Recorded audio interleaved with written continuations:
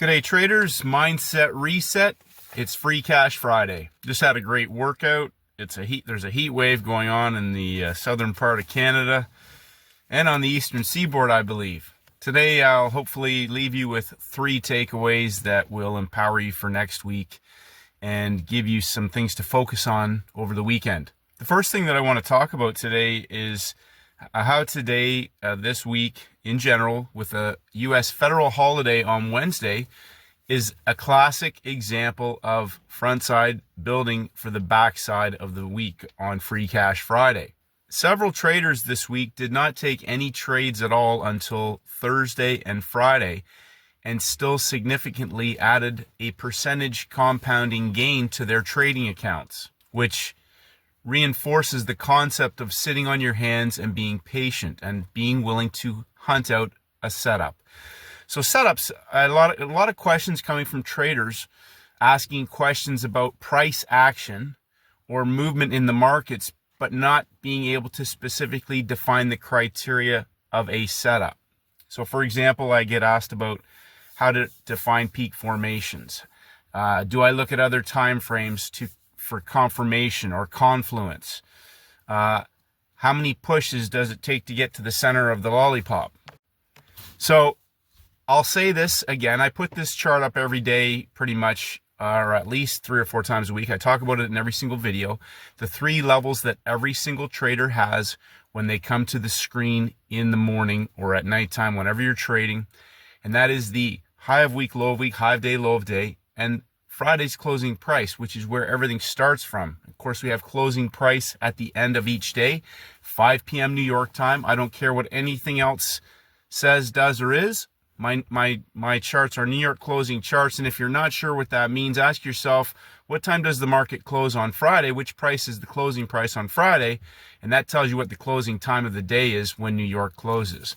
Now, some of the markets may close at 4 o'clock or whatever, but the charts themselves, the closing price of the chart is at 5 p.m. New York, 4:59 p.m. New York time. Monday morning, when you come to the screen, whether you're in Asia or anywhere else, what time is the closing time of your New York closing charts? If you're using other timing charts, I can't answer any questions about that. I use New York closing charts. Everything is based on New York. Day 1, day 2, day 3, front side. Building a template. We can have other 3-day setups within there. We can have 3 session setups. Wednesday resets to day 1 onto the back side of the week. We had a holiday. Go back and watch the video on U.S. American holiday weekends, 3-day weekends. It's the same concept, though I hunt out narrow range days, inside days. It doesn't always have to be an inside day. It can be a narrow range day. What does a narrow range day signify? It can signify a market that's coiling for an explosive move. We can have 2 types of opportunities. Trigger breakouts on one side for a reversal opportunity, or it's coiling because it's either going to go on a range expansion out of a trend or a reversal type of situation. Inside bars can be part of larger template setup opportunities. So if you understood that coming into the week, you knew already, several traders already knew there would be potential huge opportunities on the backside of the week. Make a high, make a low, coil the market, trigger breakouts on one side, failed breakouts. We could get coiled markets for range expansion opportunities and reversal opportunities, as we saw today on gold. One of the best textbook examples, and gold is notorious. I have said this plenty of times. Number 1, for news, I will look for a setup, a longer time frame setup on gold, and a potential first bounce or first bar opportunity. Often the market is coiled in a day 1, day 2, day 3 opportunity if there's going to be a first bounce on the front side, and we can get a first bar opportunity or a first bounce opportunity on the back side of the week, as we saw today on gold. We already had a market that had broke down from the high of the week. The market closed in breakout, coiled sideways. The other metals had already broken down. So sometimes we have leaders within a sector. Metals, energies, oil, heating oil, natural gas, gasoline, crude oil, West Texas. Then we can have indexes. We may have a leader in the indexes that's already giving a market potential lead signal, but one of the other markets may actually set up better.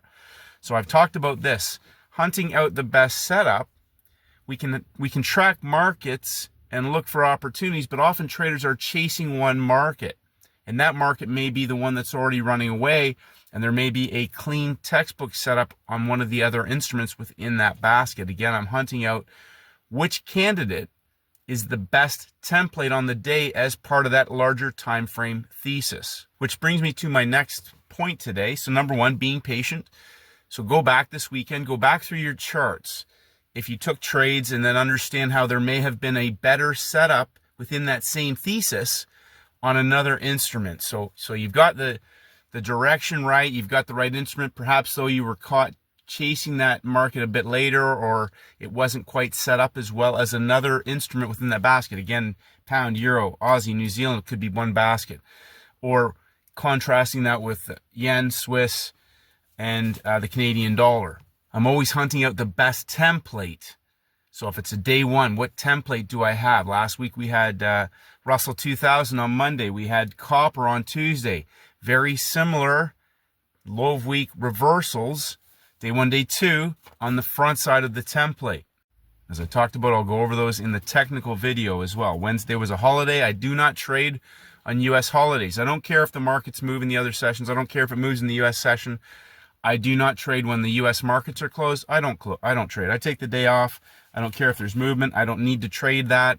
I know that there's potentially going to be a large move on the following day or the day after that, heading into depending on when that holiday is, when we can see that larger time frame playbook best trade setup present, which comes back to the next part, the setup. So I get questions all the time. Is this a first red day? Is this a first green day? And this is only a Monday type of thing. So go back over the weekend. If you were looking for a first red day or first green day, go back and find 10, 20 first red day, first green day templates. There are some in the course section, in those sections, the PDFs. I'll add some more this weekend.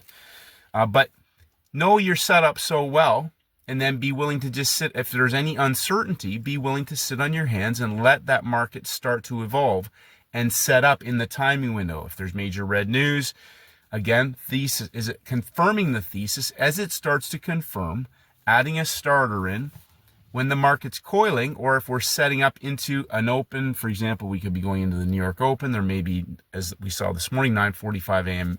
major red news. We have maybe a starter in after the news, or there's a first bar or first bounce catalyst that can complete that move. So sometimes I'm not willing to get in front of major red news, even though I may see that as a later news release, as a news release that can complete the move. So we talk about front side. That can be the catalyst that takes traders and begins the pump up high or the dump down low. Day one, day two, day three. Then major red news on the third day on the backside could be a catalyst that completes the move in an already existing trade setup.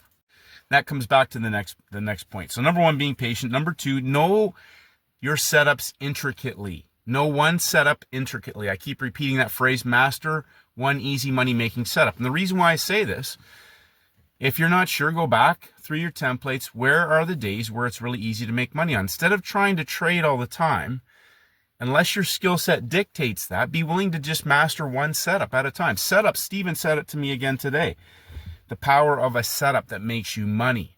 One easy money making setup. And as your skill set grows, as your ability to execute in live time is honed and sharpened, be willing to add in other instruments or other setups, perhaps on the front side that are 3-session setups. We may get a 3-day setup on the front side, but be patient and master the intricate details of a setup, which just let me answer another question regarding M's and W's. If you're asking about M's and W's, you still don't understand the larger thesis template of the setup. M's and W's come at highs and lows of weeks on reversal type setup opportunities. What is the thesis? What is this potential setup? So you could get an M on a market that's still on the front side, and the M breaks down. Traders don't take profits. They may pump it back up on a first red day. They get stopped out and it dumps, and they say, well, why didn't this work? The trade actually worked, but is that your best trade setup? As I've talked about, I'm quite happy to wait until that market locks in the first red day And then I'm looking for the coil on the longer time frame. To answer another question, do I ever look at longer time frames to confirm my thesis or have confluence? If you do not understand those levels, high of day, low of day, high of week, low of week, then you still don't understand that outside of those levels, those are driven by other time frame traders. We can be at the beginning of a week, at the low of a week, a market that's closed in breakouts. We may have other time frame traders already trapped. When we take out the high of a day, we are triggering other time frame traders into the market. So I want to clarify something. When people talk about, oh, they've gone up and swept all the liquidity, maybe they've gone up to trigger breakout traders into the market to trigger liquidity. Understand what those levels mean. Liquidity sweeps, stop hunts, gaps, order blocks. I talked about this the other day. Whatever other terms people use. Those are terms that describe behaviors in the market. Those are not specific trading setups. Continuation. Is that a setup or is that a description of a market's movement? What setup are you mastering and what are the mechanics of that setup? Then the mechanics of a best template of that setup. So you've got a market that's behaved in a certain way, gave a reversal, but was that the best instrument? Meaning, master the templates, then you won't have to ask a lot of questions because you've answered the questions with muscle memory. Muscle memory, muscle memory, muscle memory. I talk about Stephen because Stephen does not touch a market until or unless it breaks out. And he needs to see certain behavior before he will execute a trade setup. And that makes it super simple. Why? Because there's no analysis paralysis. Did it break out? Did it break out? I don't know, did it break out? Well, of course, it either breaks out or breaks the boundary and gives a specific type of behavior. So if you're asking, is this a first red day, is this a first green day, you still need to go back and build your muscle memory on those charts. The reason why I say that is that it's really easy for you to do. You have to develop that skill set through repetition and through your own ability to see it in live time. Preparation, confidence comes from accomplishment, and muscle memory, building your muscle memory, repetition, repetition, repetition. And that was my last point, is preparation. How well are you prepared? If you're like, one trader said today, oh, they've traded back to the breakout high of day level on gold. I'm looking for a long setup. Now, looking for a long, I'm looking for a short, or I'm looking for a long. Are those specific trade setups? What are the mechanics on a Friday, on a day that potentially is an ACB, a high of week collapse? After major red news, we have a first bounce catalyst. What are the likelihood that we're going to see a reversal on Free Cash Friday when they got all that volume trapped up high? That means you're chasing movement. Chasing movement and having a specific easy money making setup are not the same thing. So I repeat the same things over and over again because there are traders who still are looking at price action trying to read the market. That's 50-50, and over time will get you caught into impulsive, irrational, and emotional behavior trying to trade movement. Congratulations to the traders. Again, today, several traders. The easy trade to me, again, just for a one type of setup opportunity was gold. That's a double tap. What I tell Stephen, the double tap, a breakout and then another breakout. We saw that in silver in Asia in the last night for the Friday morning Asian session, an easy reversal opportunity.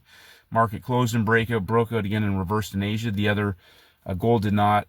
Copper capitulated from closing price. So Euro yen, pound yen, talk about those. Euro yen, pound yen, I have to go back and look at the yen, but Euro yen, pound yen, two perfect examples of markets that closed in breakout. I think they both closed in breakout. Broke out again and gave great reversal trades in Europe. I know there was Europe pound major red news, but the template was there. Then they broke through the low of day level and coiled side, pulled back inside and coiled sideways after major red news, gave a parabolic trend continuation trade.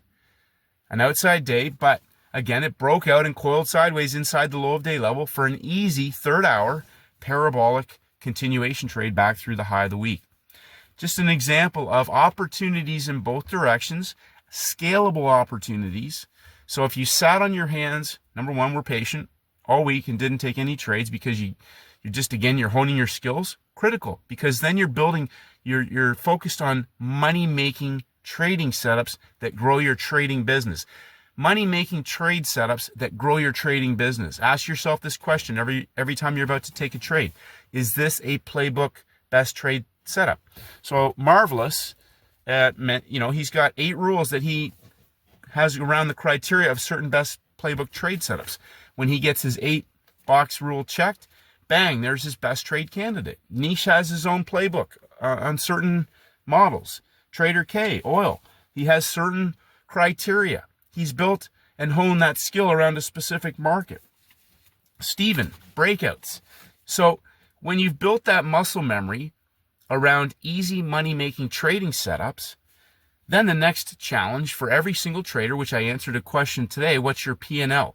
P&L, as I talked about in there, is a combination of essentially 4 simple things, just breaking it down into a simple understanding. Number one, having executable money, 8 or 3 or 4 easy money-making trading setups that recur frequently. The next part of that, number 2, is to have a basket of instruments that will give you and reflect that opportunity on a weekly basis, 2 or 3 times a week.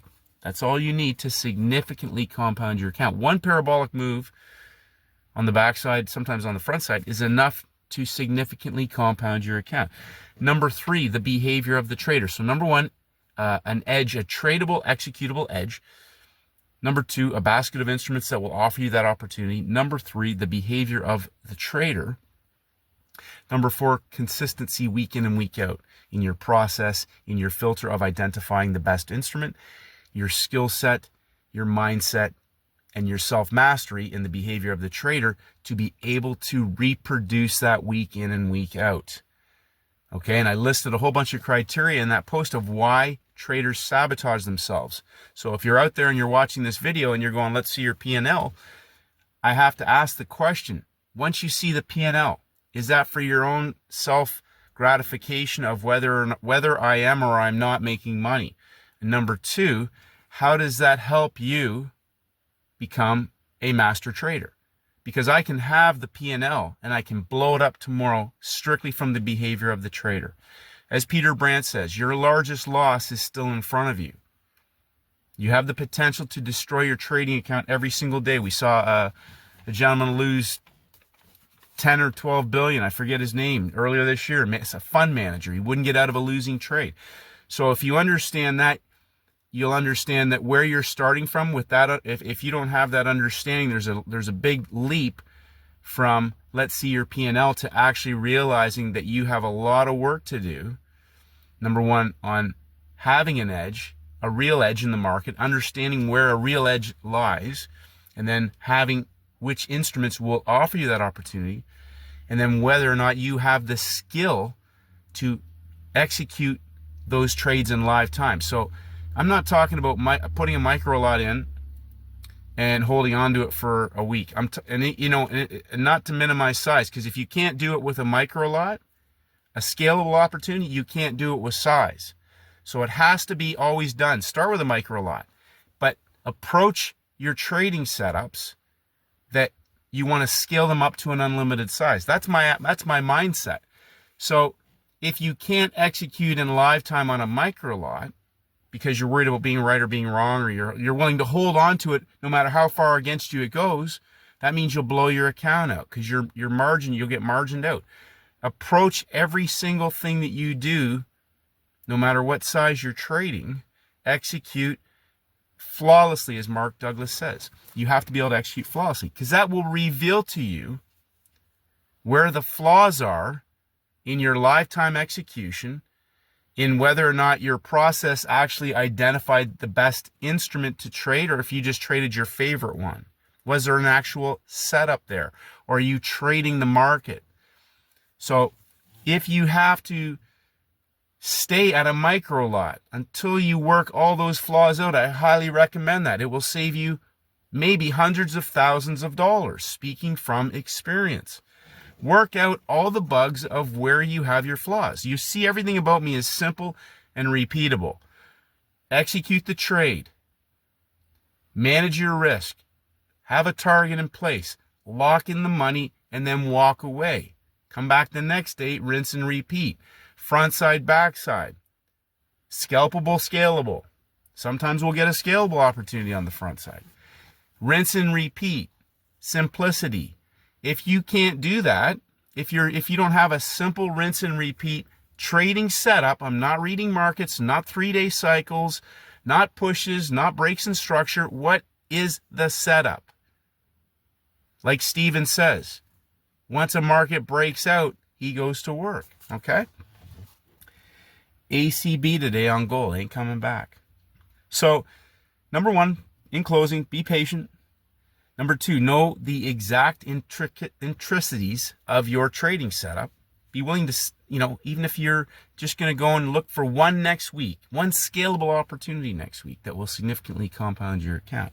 Be willing to sit in your hands, understand how you're going to execute, whether or not there is major red news or isn't major red news, whatever that is. Number three then was the behavior of the trader. Everything, the self-talk, self-mastery, the consistency, the mindset. See, your mindset, if you don't have a success mindset, if you're YOLO, you're a gambler. See, I talk about the degenerate gambler because I know who the degenerate gambler is. The market revealed him to me. I've been through 2 casinos, never laid a bet in my life. But I know that in trading, the degenerate gambler will rear his head every single day until you learn how to manage yourself and manage your trading business. And once you get to that point and you peel the onion back and simplify, you don't ask all the little questions because you've worked all that out. And like I talked about, Stephen talks about this, putting those on your wall, build your muscle memory, and train yourself of what your best trade setup is and only execute that. I'm here to grow my business and scale it up as big as possible. I'm not here to F around and screw around and catch moves and show everybody how smart I am. Executable, scalable trading setups. So that's it. Gonna hit the lake. Gonna have a swim. It's Friday. It's been a big week, traders. Congratulations. And over the weekend, again, I'm gonna have a technical video out tonight or tomorrow morning. We're gonna go over this. We're gonna cover quite a bit of material. It's been a very, very hot week and a busy week for me. My daughter graduated from public school. Son's going off to university. It's been a very good week in the markets. And all we had to do pretty much was sit around and sit on our hands and wait and be patient. So congratulations. Loving it. Appreciate all of you. Next week will be even better and most likely probably be the same thing. Day 1, day 2, day 3. Day 1, day 2, day 3. Have a great weekend, traders. And may the markets go with you.